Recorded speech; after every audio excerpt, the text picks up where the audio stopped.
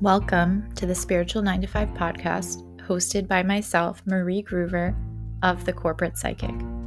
This week, I'm talking about tarot, my journey to Microsoft and way beyond, and what it really takes to master a craft and quantum leap into your dreams.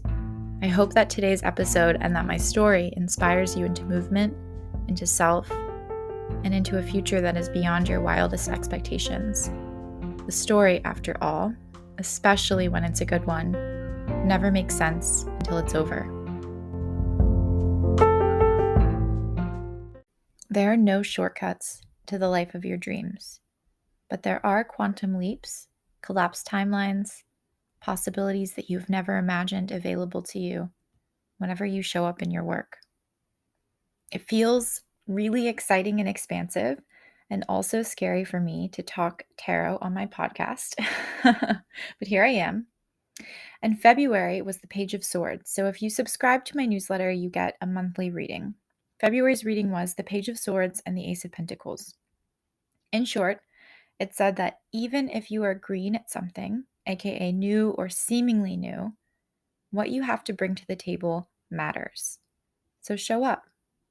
The Ace of Pentacles was a green light for bringing forward whatever work we wanted to bring into the world, knowing that with hard work and effort, our dreams would and will come to fruition.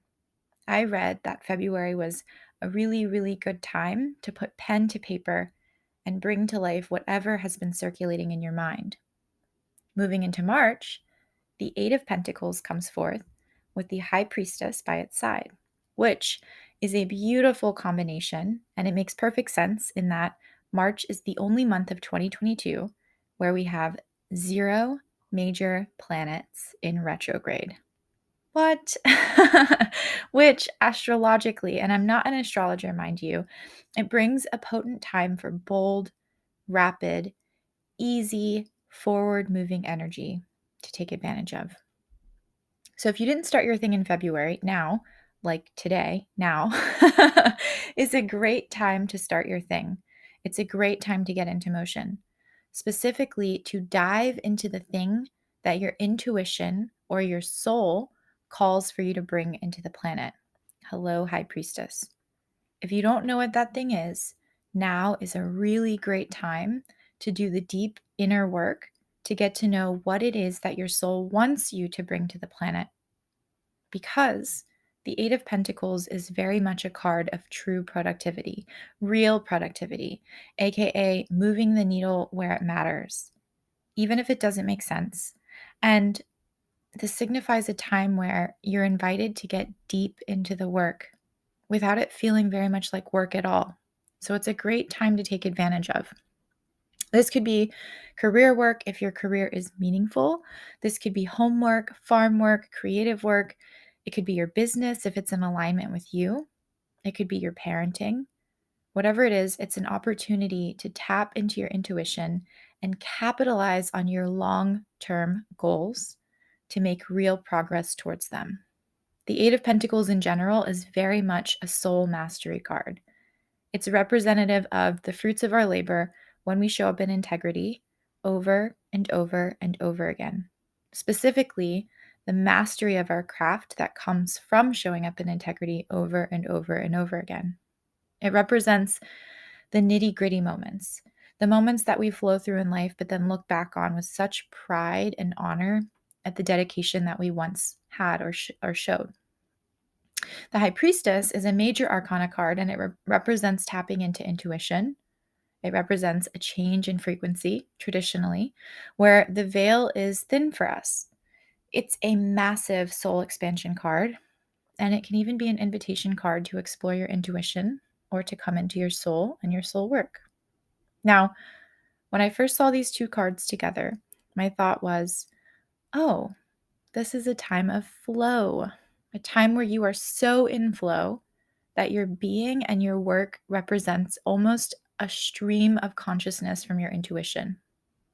The funny thing about this, though, is that sometimes we can be so in flow that we don't realize how connected we actually are. It's a funny thing to be so connected that we don't recognize it. And it's also a beautiful thing because it means that we are truly in the work. heads down, focused, eyes on our own paper. I say this because oftentimes when we see the high priestess, we either are in the process of trying to connect with intuition, spirit, God, universe, our own knowing, highest self, etc., that we don't feel like it's working. Or we really do feel like it's working and it makes sense that we see the high priestess. But in the pairing with the Eight of Pentacles in particular, I want to emphasize that you are always connected to your intuition, that it hasn't gone anywhere, and that it isn't going anywhere, and that being in your work is very much connecting with the divine and the divine energy. So if you find yourself in moments of worry this month, moments of headiness, moments of deciphering or forcing the how of your what, the how of your goals, then just come back to the work itself. That is your invitation. Let go of trying to understand how everything fits together. Let go of worrying about where you're going. And just take note of what feels really easy for you, what feels really natural for you this month, especially in your work. And then come back to that later in the year when things don't feel so smooth moving. When you forget why you're here, when you forget again where you're going, the work will take you there. The work will also bring you back to yourself. Remember, the story doesn't always make sense until the end, especially when it's a good one. And while the work might feel normal and everyday to you, the outcomes can be epically beyond your wildest dreams if you don't constrain yourself with the results, and if you allow yourself to flow through the work where it feels good and easy. When you show up in your work consistently with dedication and an open mind, you will always surpass the limits you set for yourself. But if you're only focused on the outcome, if you're only focused on the end goal or the results, you might just meet them. And so with that, I want to share my story with you. It's a story where over and over again, being in my work led to unforeseen and massive opportunities for expansion, where growth and success sprouted. I studied philosophy in college. I fell into it and I fell in love. For the first time in my life, I was learning to think for myself on my own terms, learning to trust what I was finding. And I was interested in the intersection of ethics and neuroscience specifically. So, like what the brain told us about how we behave, and then how justified it was to behave a certain way now that we know why we behave the way we do. I really wanted to get my PhD in philosophy, but it was a rather pretentious field. And after presenting at my first conference, I knew that it wasn't a place for me. I didn't want to argue for argument's sake. I didn't care about being right or wrong or how well together my argument was, or anyone else's for that matter. I cared about how I ought to be living and how I ought to be spending my life. How I could be the best possible human. So I really didn't have a plan for myself after graduation, though I did apply for the Peace Corps in my senior year, and I was swiftly denied for lacking any skills, because remember, philosophy major. And I was a nanny in college. And my senior year, I got a text from my boss asking me if I wanted to travel with her and her family to the Grand Canyon for 1 week in the spring. And they would pay me $1,000. First of all, I would have gone for free. I was not a well-traveled human by the age of 20, but I wanted to be, and the Grand Canyon was definitely at the top of my list, so I said yes. Fast forward to the spring and to the trip itself when we were driving down the road. I was reading a book called Brain Trust, again, intersection of neuroscience and philosophy, and I had all sorts of questions about the biology behind what I was reading. Barbara, my boss, and her husband, they were both scientists by training. Barbara had studied physics and her husband biology. And so I started asking all sorts of questions as I read to make sure that I was understanding the science behind the book and the theories. I didn't ask questions because they were science backgrounds and I was trying to impress them. God, no. And I probably asked the least impressive questions. I asked because I was truly curious and fascinated. And it was through these interactions that I made an impression. And coming back from the trip, Barbara offered me a full-time position at her company, EMEC. She saw it as a stepping stone for me into something else, and I'm so glad that she had a vision for me that was bigger than what I could have seen for myself, because her vision is a huge piece of what got me to today. She was an incredible mentor to me, especially considering it was my very first job and I had no skills, as previously mentioned. And it must have been extremely frustrating to train someone on like the very basics of what it means to work in an office. Previous to this, I nannied, I bartended, I waited tables, I taught surfing, I baristaed. I generally worked outside or not in front of a computer. My computer skills consisted of writing lengthy papers and arguments and occasionally making a calculation. I had never used Excel. I did not know what a VLOOKUP was.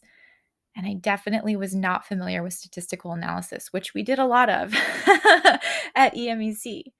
And to be honest, I had no fucking idea what we actually did as a company until I was no longer working there, if this says anything at all. But I did get to assist on measuring the success of one project in particular that changed the course of my life and my career. At the time, it was called iPlant, and it was a $50 million National Science Foundation funded project. It was a collaboration between biologists, computer scientists, and educators. And my job was to interview these people called bioinformaticians, which were biologists, computer scientist hybrids. And I asked them all sorts of questions, mostly work related, but also a lot of questions about myself. I was looking for insight and guidance on my life and my career. I told them that I was interested in neuroscience, but that getting a PhD, as in getting into a program, was nearly impossible considering I have an undergrad in philosophy and a terrible GPA, by the way, in anything that wasn't philosophy. So every single one of them looked at me and said, no problem.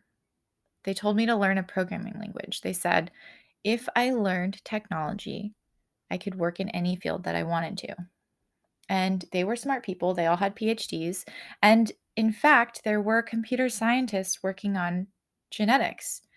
And I was like, oh, this makes total sense. Okay, yes. And I have to add that up until this point in my life, I had never, and I mean never, taken a computer class. I mentioned that I didn't even know Excel, right? I didn't see a reason for it. I didn't see a reason for taking a computer class until I did. And then when I did, when I understood why technology was important and how I could use it to solve problems for myself and others, I went all in. So I started coding. How? Good old Google. I started with Python because that's what the bioinformaticians used and because I wanted to stay close to the sciences. Barbara wrote a letter of recommendation for me, and after some work, I tested into a master's program for computer science. Now, I mentioned that I wasn't great at my first job, so I have to say that when there was a government sequester and funds got tight, I was the one to let go at the office. There were 6 of us, now down to 5. So I moved to Atlanta to follow a boy and in search of opportunity. I needed to pay my way through my master's as much as possible because I already had student debt. And so I turned to an online approach to my master's program. I got a job as a bartender. I cycled through some office jobs. And then I found myself in a health technology firm working customer support. Within 2 months, I was promoted to a data analyst role because there was a need, and the data analysis team sat between our users and our developers. And I was working on a master's in computer science, so I was the perfect translator between the two. I ended up automating the data that I was responsible for, basically cleaning and coding a bunch of data. And I got to help manage the backlog of development. It wasn't glamorous, but it felt like I was making progress on my goals. I knew that in a year, I would apply for my PhD or for PhD candidacy in neuroscience, hoping to be the computational one, hoping to be accepted in a non traditional route.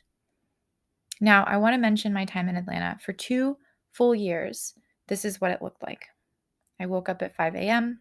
I drove to the gym. I worked out. I showered. I dressed. I walked to the office. I was logged in by 7:45 or 8 at the latest. Worked until 5 or 5:30.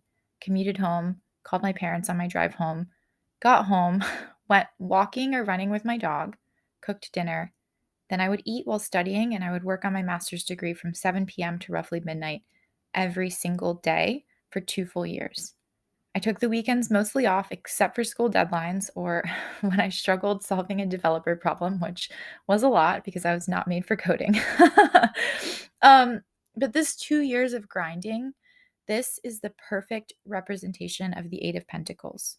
I was heads down, working hard, holding a higher level dream and vision in my heart.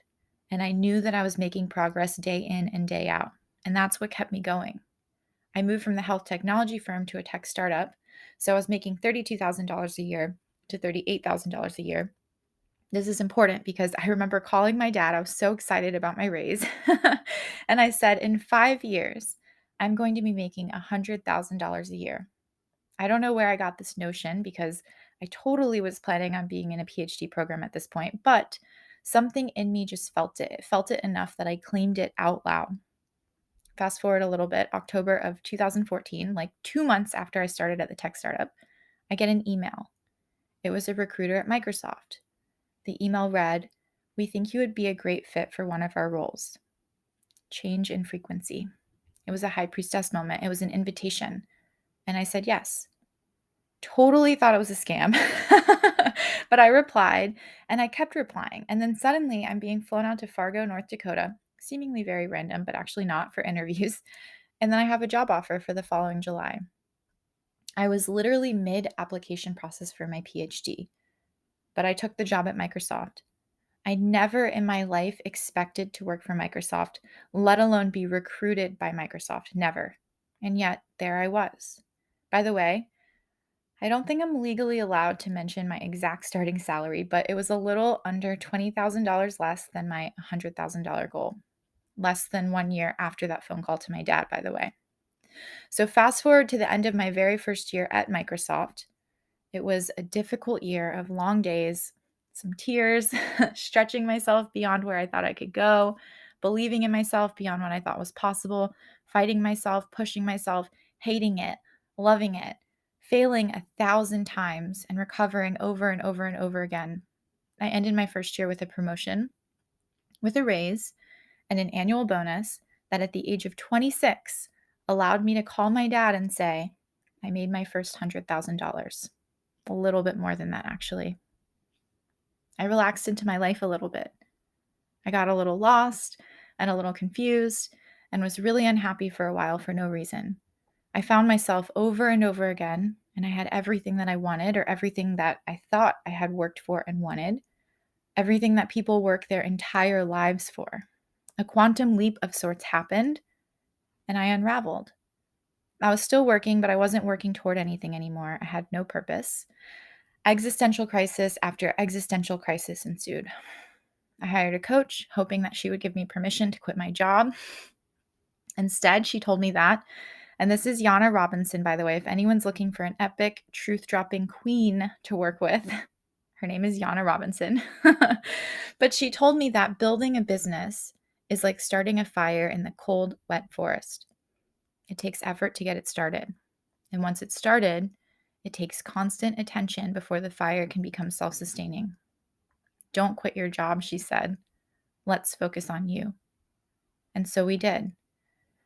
And for the first time in my life, I was able to articulate my purpose, why I was here, and who the fuck I was, what I was here to do, and why it was important, and all of the infinite ways that I could work and make money while fueling myself and my movement, while fueling my mission. I could move and work from within instead of seeking myself from outside of me, like the money I made, or the job I worked, or the house I lived in, or the number of trips I took a year, or the yoga that I taught. And then I unraveled again. I found out that I had cancerous cells in my uterus, and I went on a hiatus of sorts. I made a silent vow to myself, because life is short, to stop making plans, to stop reaching for the thing, to stop saying yes when I didn't know what yes felt like, to let go of all of my goals and all of my expectations and all of the ways that I distracted myself through accomplishments, through travel, through new experiences. You see, we can become distracted even in the pursuit of self, even in the pursuit of growth. That's what I learned, by the way. So I let it all go, and I showed up only in what I wanted to on a day-to-day basis, as I felt like it. What that looked like was surfing every single morning and every single time there was a wave, because surfing was always a full body yes for me. It meant renting out the house that I had just bought and moving into a shoebox apartment with mold and inches of sand on the floor to live with my boyfriend on the beach. It meant buying a van and traveling across the country to surf and snowboard during a pandemic. It meant going to Nicaragua on the off season to dip my toes in warm water and longboard over a reef. It meant writing only when I felt like writing and sharing only what moved me. But mostly it was a lot of surfing and zero explaining to anyone what I was up to. It felt spacious and open and free. And then, after creating all this space in my once busy and overconsumed life, I had an astrology reading. Meredith, the astrologer, she asked me, Marie, you have psychic medium all over your chart. What are you doing with this? And I said, oh, well, nothing. But I could feel the fire in my solar plexus ignite. I knew that I saw fairies and ghosts and unexplainable things as a kid. I knew that when I wrote poems, I was actually channeling. It was never coming from me. She said, do you have a deck? A tarot deck? I said, no. I've been waiting my entire life for someone to gift one to me. Because when it comes to the occult, don't you have to be invited? Don't you have to be a little weird and dark and different? She said, Marie, consider this your gift. Go buy yourself a deck. So I did. And I started reading the Akashic Records too. And I realized that I had been reading them my entire life. And I was so enthralled that I started reading for other people and working with a coach and following the yes in my gut when the idea for the corporate psychic dropped into my being. This was a year ago, by the way, 1 year. I told myself that this was just a fun side project. And the reality of building a business while working a 9 to 5 became my existence. And suddenly, all of the things in my life that I had been doing, that I had been drawn to, that I spent days or months or years devoted to at some point in my life, they all fused together and it made sense. I said this to my current coach the other day. I know I am really in my power, not when I'm in a category like tarot reader or business manager or surfer or writer, but when I'm in all of it, when I am all of me, when I'm working with people and I can guide them through business and beyond, because there's so much beyond. But I've been working in all of it for so long, and it's a beautiful thing to step fully into yourself when you step into your work. And this is the result of the Eight of Pentacles plus the High Priestess over a decade of time. This is what happens when you hear the whisper of your intuition and you follow it without expectation, without outcome, without results in your mind. And sometimes you'll know them in advance. You'll catch glimpses of what's possible or what's attainable, but seemingly impossible in the moment. And you'll say things out loud like, in 5 years, I'm going to be making $100,000. But then you'll actually be making it in less than 2. And maybe you'll even say things like, this is going to be a 7-figure business.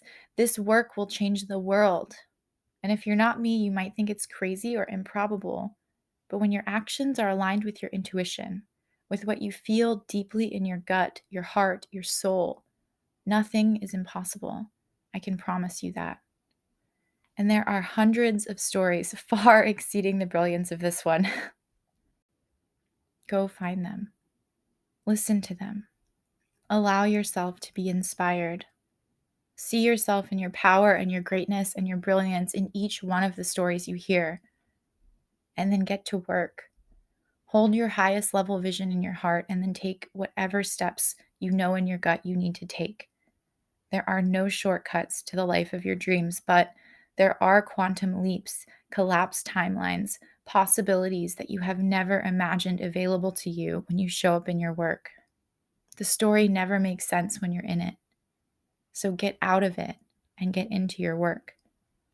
And that's what the Eight of Pentacles and the High Priestess call for this month, or whatever time you're listening, because I don't believe that you're coincidentally listening.